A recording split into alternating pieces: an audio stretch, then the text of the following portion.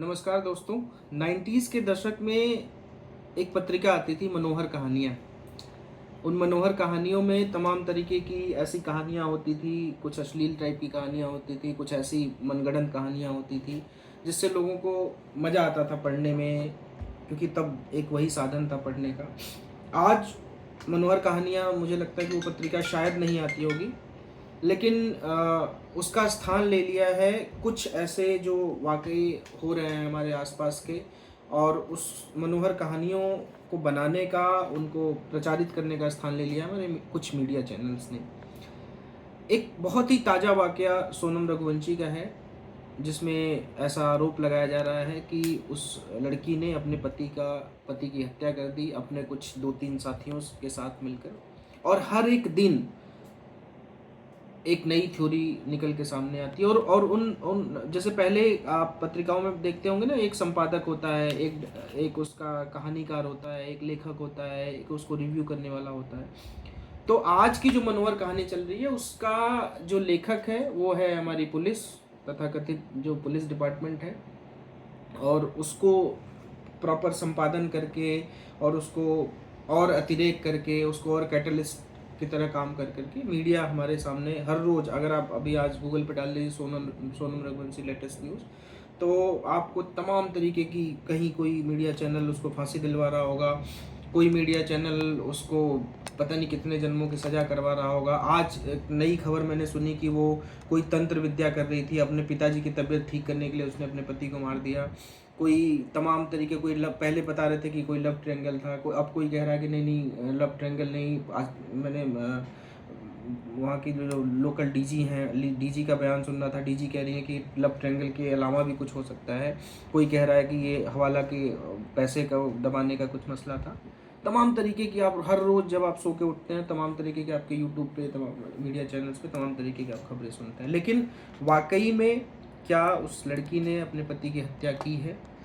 उस तह तक जाने की ना कोई मीडिया चैनल, जो मीडिया का काम होता था, ना ही वो कोशिश कर रहे हैं, ना ही पुलिस, जो कि जिसका प्राइमा फेसी काम है, प्राइमा फेसी जो पुलिस का काम होता है कि इन्वेस्टिगेशन करना, एविडेंसेस कलेक्ट करना, विटनेसेस कलेक्ट करना, एविडेंसेस, प्रॉपर एविडेंस कलेक्ट करके और उसको कोर्ट में चार्जशीट के साथ फाइल करना। पुलिस वो ना करके रोज़ एक तथ्य बताती है, कभी बताती है कि इसमें लव ट्रायंगल था, कभी बताती है कि नहीं लव ट्रायंगल से भी कुछ आगे है।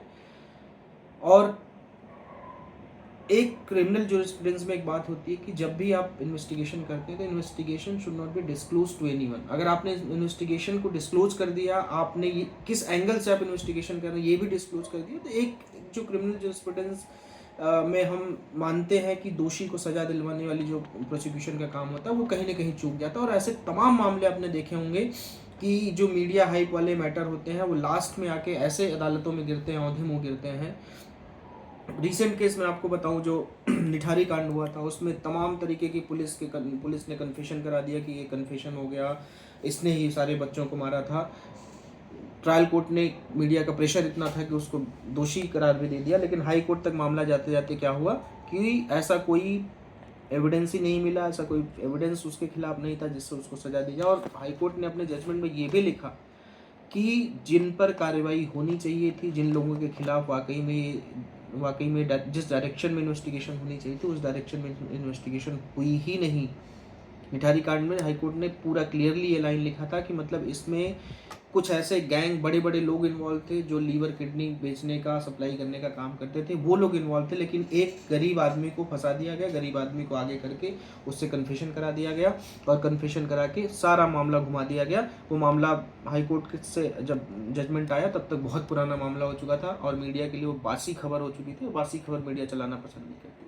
ठीक उसी तरीके से आज सोनम रघुवंशी वाले मामले में रिया चक्रवर्ती का मामला देखिए, ऐसा गिद्ध की तरह मीडिया उसके पीछे पड़ गई थी कि जैसे रिया चक्रवर्ती ने ही सब कुछ किया, लेकिन वो भी बरी हो गई। ठीक वही मामला जो मुझे अभी तक समझ में आ रहा है सोनम रघुवंशी वाले मामले में, कि वही होने जा रहा है। असली वजह क्या है? अगर सोनम ने वाकई में अपने पति को मारा होता, तो वो इतने दिनों बाद गाजीपुर में आके सरेंडर कैसे करती? गाजीपुर वो पहुंची कैसे? क्या मामला है? इन बातों को दरकिनार करते हुए हर रोज़ एक नई खबर चलाई जाती है, और उस बच्ची को ऐसे दोषी ठहराया जा रहा है कि जैसे उसी ने शायद पूरा इतनी इतनी बड़ी वो मास्टरमाइंड उसको बताया जा रहा है कि वो इतनी बड़ी क्रिमिनल मास्टरमाइंड, उसने इतने लोगों को हायर किया, इससे मारा उससे मारा। लेकिन मुझे जो अभी तक की पुलिस के इन्वेस्टिगेशन में समझ में आता है, क्योंकि इतने सारे केसेस मैं देख चुका हूँ, अभी तक जो मुझे समझ में आता है वो मुझे लगता है कि ये मामला कुछ और ही है, और इस मामले को अननेसेसरी एक अलग डायरेक्शन में तूल देकर एक ऐसी लड़की को फंसाया जा रहा है जो कि शायद मुझे लगता है कि इस मामले में इन्वॉल्व ना रही हो, और कुछ ऐसा मामला वो जानती रही हो पुलिस के खिलाफ, या वहाँ पे कुछ ऐसा हुआ हो जिसके बारे में वो जानती रही हो, और उन सब मामलों को दबाने के लिए ये इन्वेस्टिगेशन की डायरेक्शन ऐसे मोड़ दी जा रही है, और मीडिया को इस तरीके से बाइट मिल रही है कि वो इन सब मामलों को करती रहे और जो मेन मसला है वो इधर हो जाए। तो इसमें मुझे लगता है कि एक सघन जाँच की आवश्यकता है, क्योंकि हर रोज़ एक जो तथ्य निकल के आ रहे हैं कि कभी काला जादू कर रही है, कभी हवाला का पैसा इधर उधर कर रही है। बताइए, कोई लड़की ऐसा कभी कर सकती है कि अपने नवविवाहित पति के साथ जाके उसको कोई ऐसा काला जादू करके उसको मार डाले, वो भी ऐसी जगह पे जाके? तो ये एक समझ से परे और सोच से परे बात है। लेकिन आज हम ऐसे काल में जी रहे हैं जहाँ पे हर कोई खबर बनाने वाला है, हर कोई अपना चैनल खोल के बैठा हुआ है, हर कोई एक अलग एंगल से खबरें दिखाता है। और जहाँ हम बात करते हैं कि जब तक हम क्रिमिनल जूरिस्प्रूडेंस में जब हम ये कहते हैं कि इनोसेंट अंटिल प्रूवन गिल्टी, जब हम जिस क्रिमिनल जूरिस्प्रूडेंस को बात करते हैं वहाँ पे पहले ही दिन से एक लड़की को दोषी ठहरा दिया जाता है। तो वहाँ मुझे लगता है कि एक प्रॉपर इन्वेस्टिगेशन की ज़रूरत है, और प्रॉपर डायरेक्शन में इन्वेस्टिगेशन की ज़रूरत है, तभी इस मसले का कुछ हल निकल पाएगा। अदरवाइज़ रिया चक्रवर्ती और निठारी जैसे कांड के साथ साथ ये भी हो सकता है मीडिया प्रेशर में उसको अदालतों में, निचली अदालतों में दोषी करार दिया जाए, लेकिन ऊपरी अदालतों में जब ये मामला जाएगा, या फिर अगर थॉरोली इन्वेस्टिगेशन नहीं हो, अगर मान लेते हैं कि वो दोषी होगी भी, तो भी जिस तरीके से इन्वेस्टिगेशन चल रही है, जिस तरीके से मीडिया को लेके इन्वेस्टिगेशन हो रही है, मुझे नहीं लगता कि इस मामले में कुछ भी ठोस पुलिस इन्वेस्टिगेशन और विटनेसेस इकट्ठे कर पाएगी, और इस मामले में कोई ठोस सबूत इकट्ठे करके जो भी दोषी हो उनको सजा दिलवा पाएगी।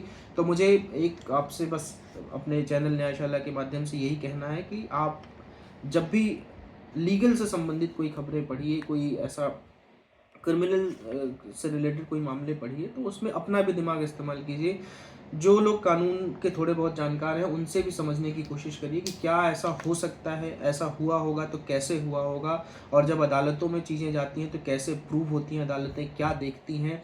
और वो जो बीच का 10-15 दिन का ड्यूरेशन था जो कत्ल के बाद का अगर कहें हम, तो 15 दिन का टाइम कहाँ था, कहाँ बीता सोनम रघुवंशी का, वो सबसे इम्पॉर्टेंट पॉइंट है कि वो बीच का 15 दिन का समय कहाँ था, कहाँ बीता उसका, किन लोगों के साथ बीता, क्योंकि वो सबसे इम्पॉर्टेंट पहलू हैं इसके। और अगर उस पर इन्वेस्टिगेशन नहीं हुई तो इस मामले में कुछ भी निकल के नहीं आने वाला, सिर्फ मनोहर कहानियों के अलावा। तो क्रिमिनल जूरिस्प्रूडेंस मनोहर कहानियों से नहीं चलता, हमें मनोहर कहानियों से ऊपर उठ के देखना पड़ेगा अगर वाकई में उस नवयुवक को इंसाफ दिलाना हो। तो आज के सेशन में इतना ही। जय हिंद, जय भारत, धन्यवाद।